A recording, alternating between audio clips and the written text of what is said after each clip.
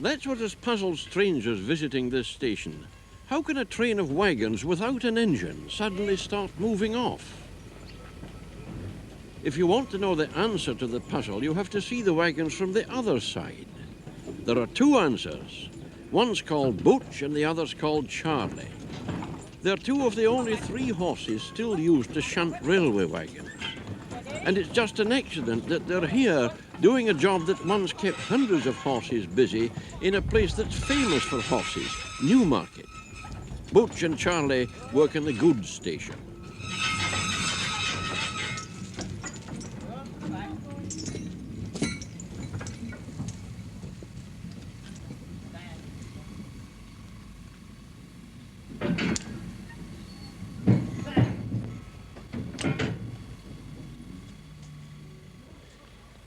How old is Butch? Butch is 17. Is that old for a working horse? Well, it isn't old, really. It's what, well, you call it middle age, good middle age. Mm-hmm. Why are you having it so? Well, he likes that. That's Yes, he'll stand you doing that a lot. Now, he seems to be pretty fit, although he's getting on. Yes, he's fit and he's in real good condition. Mm-hmm. And I think he really enjoys his work. Would you say this is very heavy work for a shire? Well, it's not heavy work, you see, because the only hard part is when they're starting off. Yeah, you can see that. But after that, well, it runs pretty easy. Steady now, come on. Steady. Got him. Butch and Charlie are shires, a breed that's built for pulling. These full-muscled loins and hindquarters working through short legs can exert such a force that in a famous test on a road of granite sets, 2 shires pulled 18.5 tons. And the shaft horse had the wheels moving before the trace horse had taken the strain. These 2 are on the small side for shires. Even Butch weighs well under a ton. There have been stallions weighing more than 1 ton 300 weights and standing almost 17.5 hands high. Come on. This is the world's biggest breed of horse, though the other chief British draught horses, the Clydesdale and the Suffolk Punce, run it pretty close. All 3 are descended from the ancient great horse of Europe. The shire's Roman nose testifies to this. And it was the ancestor of the shire that became the English breed of medieval war horse. Ready? Up.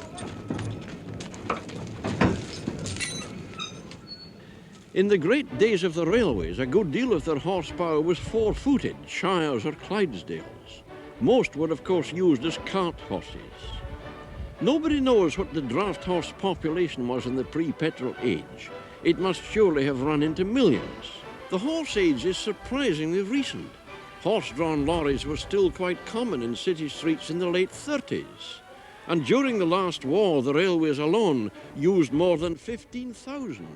But by 1948, there were only 9,000. By 1958, there were fewer than 50. And now there are just 3, all shunters. Butch and Charlie here, and another at Stoke.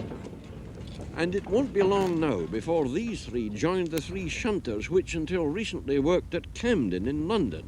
Billy and Mary, both 19 years old, and 14-year-old Johnny the Grey.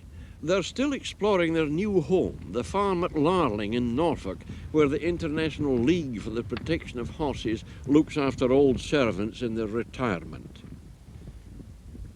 You've had them nearly a week now, haven't you, Captain Bennington? How are they settling in? Oh, very well indeed. We get a little trouble with them sometimes, you know, when they come from the streets of London, getting used to the quietude of the countryside. Don't they like it? Not for a start. It's like bringing a Londoner and pushing him into a village.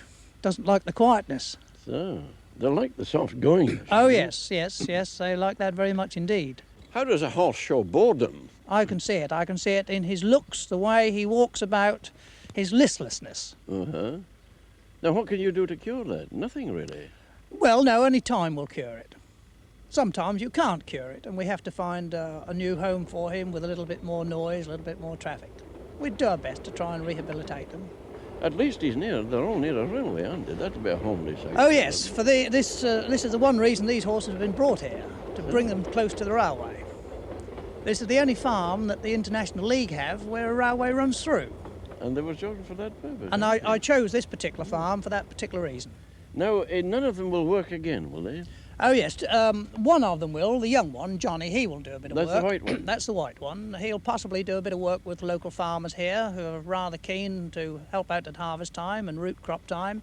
But the other two, well, they're the wrong side of 20 and we shall give them full retirement.